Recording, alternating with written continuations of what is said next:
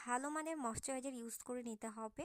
এটা কিন্তু must have use করতে হবে, বিকজ আমাদের কিন্তু ফাউন্ডেশন দেওয়ার পর অনেক সময় অক্সিডাইজ করে, ক্র্যাক করে, অনেক ধরনের সমস্যা হতে পারে। দ্যাটস ওয়াই প্রথমে আপনাকে বেসটাকে ভালো মতো প্রিপারেট করে নিতে হবে।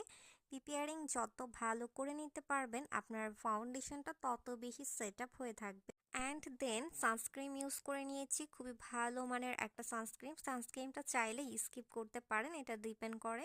দেন ভালো মানের একটা প্রাইমার ইউজিং সিস্টেমটা হচ্ছে কখনোই ঘষে ঘষে ইউজ করা যাবে না, 2 আঙ্গুল অথবা 4 আঙ্গুল দিয়ে প্রেস করে করে প্রাইমার ইউজ করতে হবে। এটা হচ্ছে একটা টিপস বলে দিলাম। দেন হচ্ছে আমি ফাউন্ডেশন অ্যাপ্লাই করছি। নোট ফাউন্ডেশন হচ্ছে আমি একটা ডার্ক শেড, মানে আমার স্কিন টোন অনুযায়ী আমি ফার্স্টে ডার্ক শেডটা ইউজ করে নিচ্ছি ফুল ফেসে, ড্যাপ ড্যাপ করে জাস্ট যেখানে ফাউন্ডেশন দিচ্ছি ওইখানেই কিন্তু একদম ইজিলি সেট আপ হয়ে যাচ্ছে। সেকেন্ড স্টেপ হচ্ছে এলিগালের প্রো ম্যাট ফাউন্ডেশনটা একটু নোটের থেকে একটু লাইট, সো যে কোনো মিক্স ম্যাচ ফাউন্ডেশন ইউজ করতে হলে দুই শেডের ইউজ করতে হবে। দুইটাই যদি সেম হয়ে যায় তাহলে কিন্তু হবে না।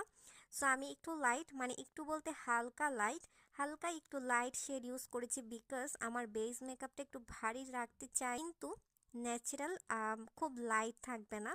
ন্যাচারাল রাখতে হলে অবশ্যই আপনার স্কিন টোন অনুযায়ী আপনার বেস মেকআপ ক্রিয়েট করতে হবে।